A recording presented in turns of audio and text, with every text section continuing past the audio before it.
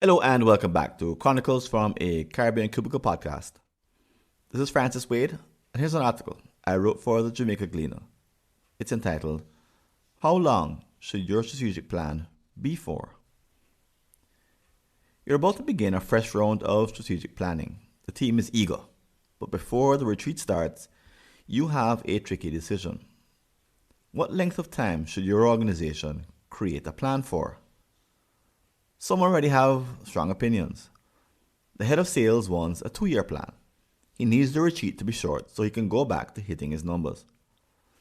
At the other end of the spectrum, the VP of Innovation and Research wants some clear guidance on which technologies to pursue. The choices are wide, and a poor decision could doom the organization.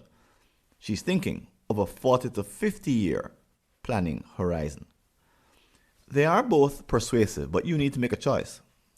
What are your next steps as the sponsor of the upcoming strategic planning retreat? Number 1, punt the decision. Fortunately, there is an approach that relieves you of the rest. Given the importance of the planning horizon, get the team to make the choice during the meeting. Well, how does this work? First, explain to them why this is critical. The specific year and time elapsed. For example, 2043, 20 years. It's a critical one that deserves the input of all involved. As such, it should be crafted in real time, face to face, but only when all the facts are on the table. Therefore, the act of choosing the horizon should not be the first item on the agenda. Instead, begin by following a process to share pertinent information from all areas together in one place so that the team has a common understanding. During this preliminary session, remind the team that the next session will require them to choose a planning horizon. Ask them to keep this in mind as they review past performance and today's issues. This should actually help them remain hopeful. Why? Some of your company's challenges probably only have complex long-term solutions. In prior meetings, leaders gave up because they didn't have enough time available. No, they do. When the subsequent session begins, explain the mistake of choosing a planning horizon which is too short or too long. Offer them the following 2 warnings to help them pick the optimal time frame. Number 2, the too short warning. Ask the team, what happens if we choose a tiny horizon? They may admit that a 2 to 3 year plan will simply extend the past. Why? It's only human. They won't say it out aloud, but people unconsciously prefer continuity and hate uncertainty. Our default mentality is to pick a predictable future. A short planning horizon keeps things comfortably the same. But what about the power of a transformation? You should also remind them that if they don't use time as a resource, they won't create a Jim Collins-like big, hairy, audacious goal, BHAG. Such objectives are meant to inspire and uplift.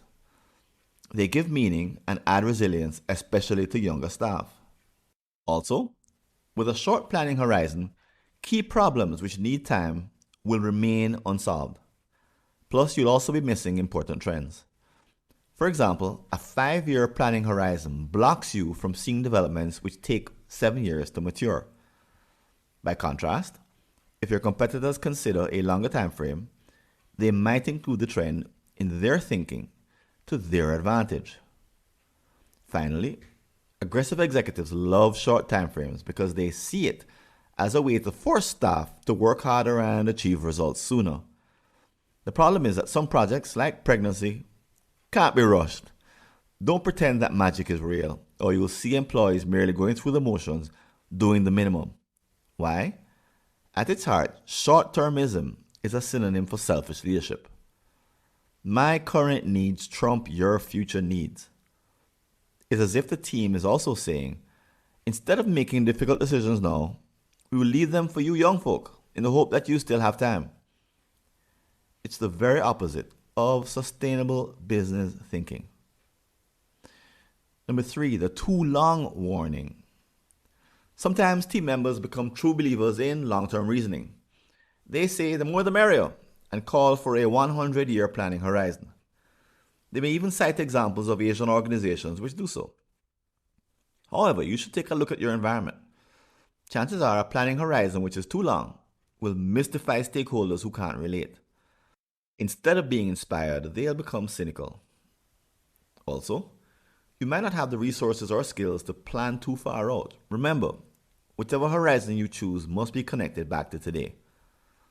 Get your team to find consensus on the optimal time horizon in a healthy, real-time debate.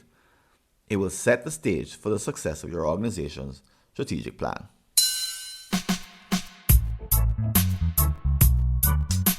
Thanks for listening.